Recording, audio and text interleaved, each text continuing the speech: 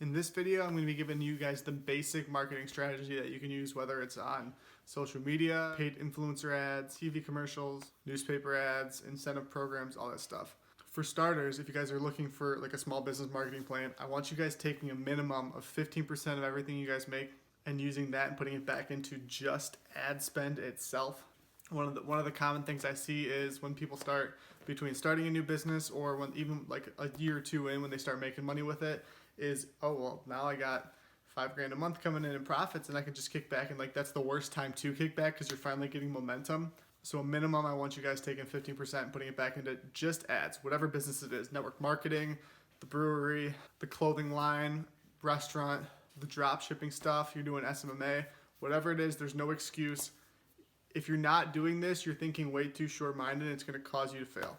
And then aside from this 15% that you're putting back into it, you can use just the 15% for it, or you can do this. This is like the strategy side.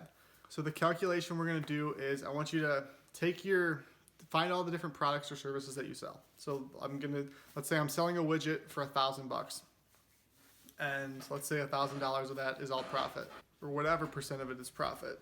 The way that we turn this into a money machine from the marketing side, which is how I did one ad I spent $1.14 in ad spend, and we did $3,000 on it. And the way that we did this, so for me personally, I ran Facebook ads for this. I'm gonna make a separate video on going over how to run Facebook and Instagram ads, YouTube, Google, SEO, all that stuff. But it's all the same depending. It doesn't matter where you're spending the ad money. The premise is the same for all of it. Go through all your products and services that you have available for sale and know what your margin is on it. So let's say you're selling a widget for $100. I'll give you a better example than my personal margins. You're selling a widget for $100 and $50 of that is profit, $50 of that goes back into the product.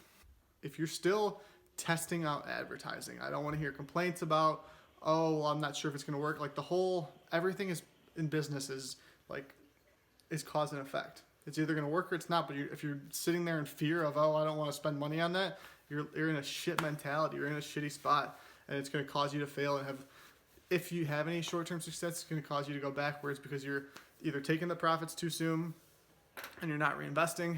And it's all a long-term games too. So we want to be playing for the 3 to 5 years from now. Like that's when I want you guys planning for whatever business it is. So we have a widget for $100 that sells for $50 as profit.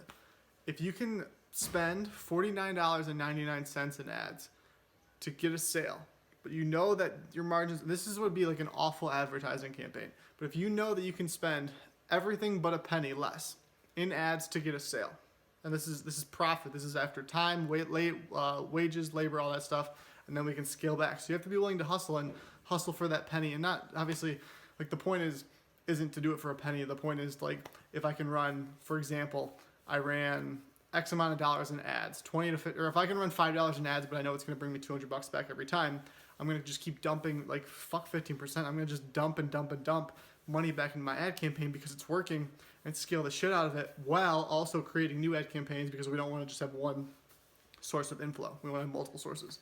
But for any instance, if you know that if you have enough confidence in yourself, like the whole point is like testing it to create a money machine. If you can spend $49.99 to make $100 with $50 of it profit, you profit your penny. You get your cost for the product or service back. You get the penny profit, and you put the $49.99 into ads. And then from there, we want to scale it back to, so maybe we're only spending $45. So you got a $5 profit now in ads, and then $5 profit plus covering the cost of the product or service, which would be time or labor for a service. And then from there back to 40 to 50. So if you're selling, let's say you got the brewery and you're selling beer and you know it costs you $3 to make it, but you can sell it for $5. If you can, and play the long-term game too. So I'm all for if you can just get maybe not make profit the first time, but a lifetime customer that's going to profit, like depending on how much capital and time you have. This is where like the balancing comes in for each individual business. If you can spend, let's say you have to spend $5 up front to sell a $3 beer for Miguel's instance, but then over the lifetime value of that customer, the customer is going to bring you, let's say, $10 profit a year.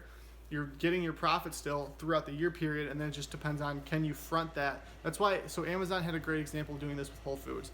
They cut the shit out of the prices when they bought Whole Foods to get lower like prices than Walmart, so people would start coming there, draw them in because they have the capital to, and then in the long term, the customers just keep coming back and coming back and coming back. All in all, the entire point is to create a money machine for you, whatever you're selling. If you're selling clothes, if you know that costs you $10 to make your shirt and you're going to sell it for $20, if you can spend $9 in ads to get that dollar profit, yeah, it's a dollar profit. But the point is the long-term game. It's not about, oh, I only made $1 this time. If you're still in the stages where you either aren't running ads before, or you're just getting into it, or you're not, like, let's say you're not doing 100K plus a year, you have proof of concept, which is good. You should be dumping everything back into it, living like you're not living like you're poor, but like mentally, but like living like on an extremely tight budget to grow the business, so that 5-10 years from now, then you can really be chilling. Same thing with SMMA. If you know that, like for me for instance, when I do my SMMA ads, if I know that I can spend $600 in ads, but I'll get 100 leads, and the minimum that I'm gonna make on a lead is $1,000. If I can't close 1 in 100 people for $1,000, I'm not good at my job. I'm not good at, like, I either can't sell for shit, which means I'm learning something. So regardless, if you make the money, you're profitable and you're happy, and then you just can scale it. If you don't make the money, you risk it. You had some like balls, you had some like tenacity to risk it, and then you have enough belief and confidence in yourself, and then from there you learn, okay, well, this didn't work. What did I do wrong here? Run a new ad, create a new ad, and then just don't. I'm not saying like throw money away into ads if you know it's not working, but you should already have some type of proof of concept to know what's selling, and it just turns into $5 in ads, $10 come in, $5 profit, or on a $2 item, or whatever it is. And then the long term of that, I'm also going to be making another video on CRM, which is customer relationship management, so I can show you how to reach out to them consistently, so that a one-time customer turns into a lifetime customer, because it's a lot easier to get someone who's already bought from you to buy again versus trying to completely like grow a new customer. Hope that makes sense, guys. If you have any other questions on the specifics in the video, leave one in the comments below, because this is only going on Facebook, and then I'll get that answered in another video. Thanks for watching. Hope you guys are enjoying the program.